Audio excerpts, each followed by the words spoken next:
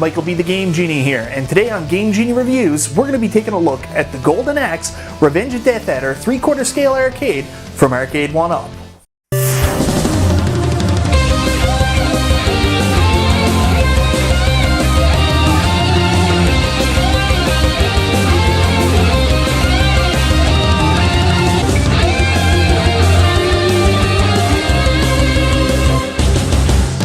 So that's right, today we're going to be taking a look at the Golden Axe Arcade1Up, which was easily my most anticipated cabinet coming out of CES last year. I want to say a huge thank you to the Brick here in Canada who carried this cabinet exclusively for us up north. I would have had this cabinet in my arcade a little sooner, however the Brick in my province didn't open until late November, and thankfully the Brick went above and beyond to make sure there would still be a cabinet available for me to purchase. Now that I have this cabinet finally in my arcade, let's talk about how it looks, is it worth the money, and most importantly, is it fun? Sega has always had a special place in my heart, so when this cab was announced at CES last year, I knew I had to have it. I had to wait a little longer than most others, but Golden Axe Return of Death Adder now stands proudly next to the other cabinets in my arcade, and does it ever look beautiful? Let's start by talking about the way the cabinet looks, and of course the frame of the arcade, the side panels.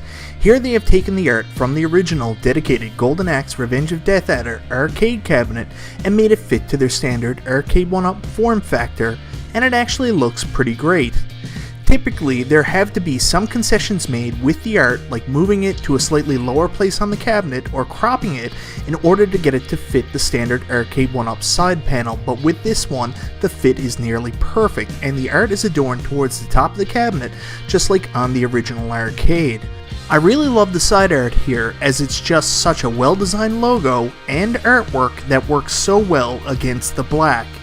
You will notice the red trim the cabinet has in place of T-molding, as while the cabinet sides are predominantly black, the rest of the art against the red trim is orange, and you know how much I love that color combination. Honestly, I love the whole color scheme going on with this cabinet and think it really stands out.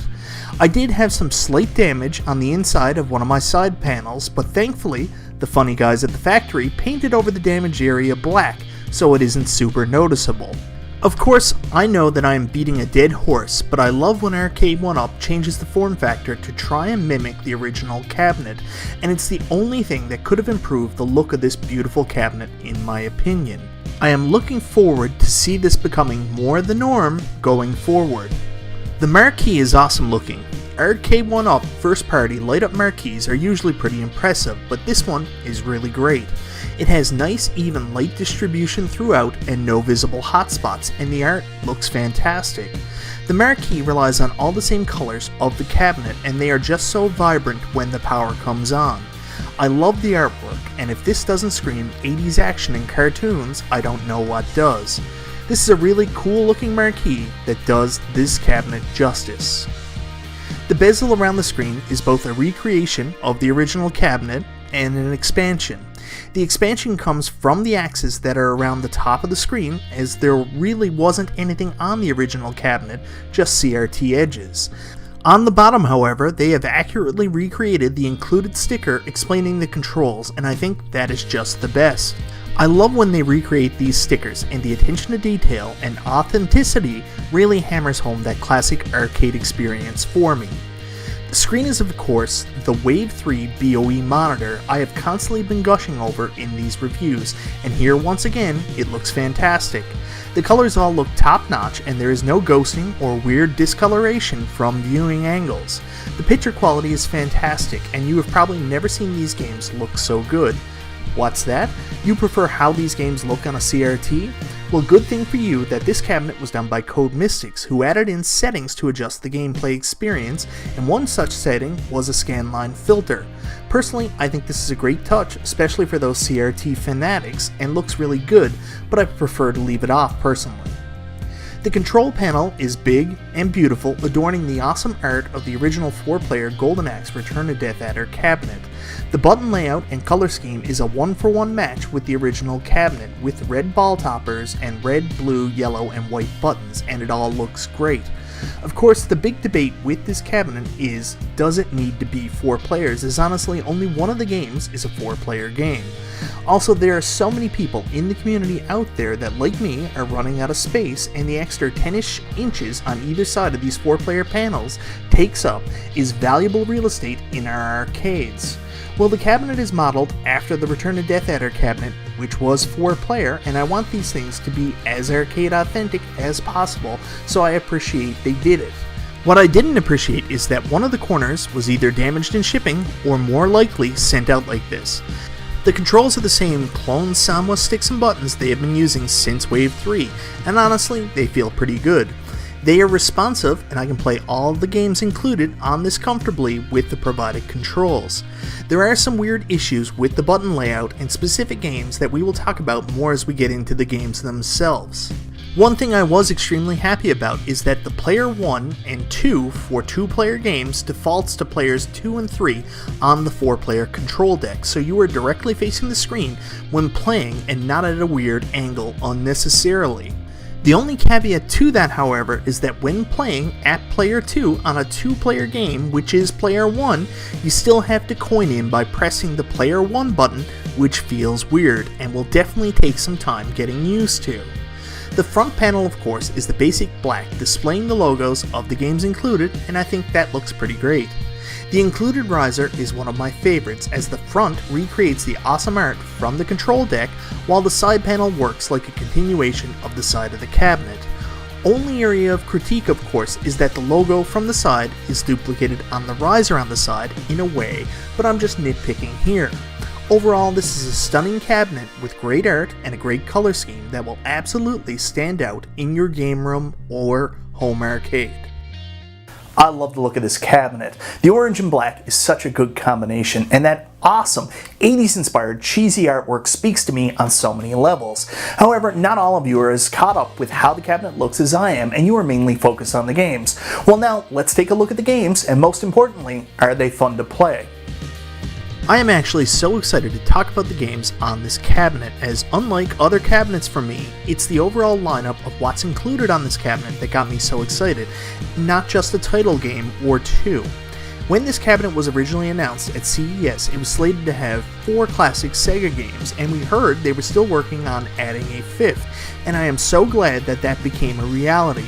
Honestly, this cabinet may have just as much diversity and great games packed in as the Final Fight cabinet, and longtime Arcade1Up fans know what I mean by that.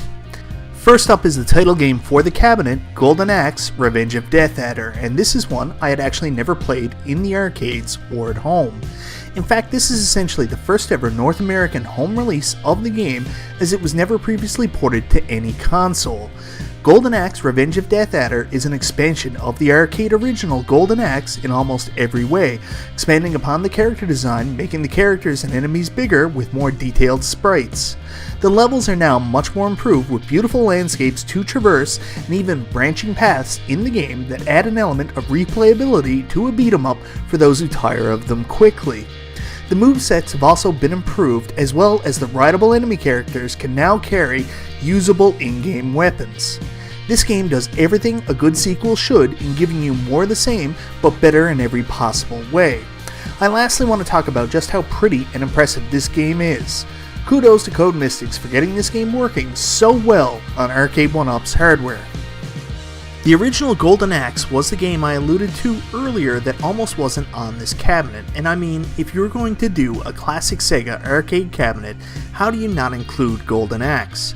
While this game certainly seems simplistic compared to Revenge of Death Adder, not everything has to be modernized for it to be fun, and this game packs a whole lot of fun and nostalgia into it.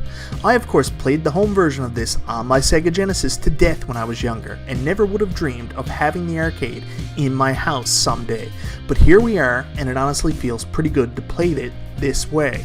I find myself picking apart the various upgrades compared to the Genesis port and just having a blast.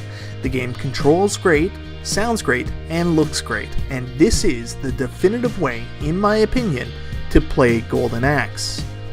Rise from your grave! Man, do I ever love Altered Beasts. I said I loved it, I didn't say I was good at it. There was always something so intriguing about the original Genesis packing game, and the arcade version plays just like the classic Sega Genesis version, warts and all. If for whatever reason you aren't familiar, it's a side-scrolling action platformer where you can dispatch your enemies with a kick or punch controlled by 2 separate buttons. As the stage progresses, you collect power-ups that increase your size and strength until the 3rd power-up transforms you into a beast. At the end of each stage, you approach a boss, and provided you have collected all 3 power-ups, you can face him, or the stage just keeps scrolling. You see, this is the curse of Alter Beast, where it isn't always easy to kill that damn ox and get the power-up, and man, do you swear when you miss it. There is one minor detail to bring up with this game where the buttons aren't mapped exactly like they were with the original arcade, where the jump and kick buttons are reversed, so the game plays a little different for those familiar with the arcade. I'm guessing this was done out of necessity, where the button says jump for Golden Axe, and they didn't want to confuse newcomers to the game. Shinobi is up next, and man, is this a hard game. Hard but rewarding. I know that this might not be everyone's cup of tea, as it's pretty basic and old school arcade, but Shinobi has always been a special game where it might not be the flashiest, but the challenge and skill involved will keep you coming back for more. Where most of the other classic arcade titles on this cab can merely be beat by quartering up every time you die, this game doesn't give you that easy out and forces you to incrementally improve your skill through practice and memorization. The people who complain that these beat-em-up cabs don't provide much replayability will get their score-chasing fix from Shinobi, and I for one am so happy to see it on this cabinet. Last but not least is Wrestle War, and even though I'm a big wrestling guy, I wasn't excited to see this game on this cabinet. For one, this is a love letter to classic Sega arcade games with all their most memorable hits on it, and this feels like a wasted opportunity to add one more. The second complaint I have is that this is a vertical game playing on a horizontal screen, and I hate when they mix screen orientations on these cabs.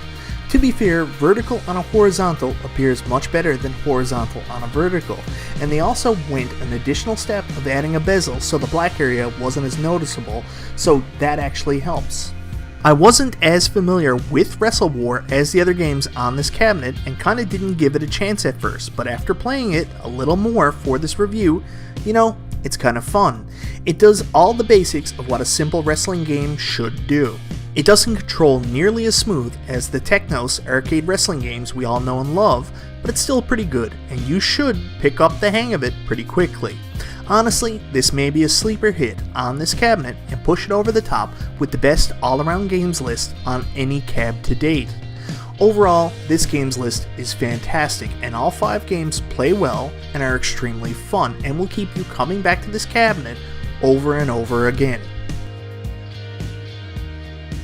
So guys, that's my take on the Golden Axe Revenge of Death Adder Arcade1Up. This is a true love letter to the golden age of Sega in the arcades, and I'm so excited to have this cabinet in my game room. I think this is a must-buy for Sega fans and a gem for Arcade1Up collectors, provided you have the room for another 4-player arcade cabinet. So guys, let me know in the comments, what do you think of the Golden Axe Revenge of Death Adder Arcade1Up? Is this something you're interested in? That's going to do it for today's review, guys. Thank you so very much for watching. This is Michael B. the Game Genie, and I'll talk to you next time.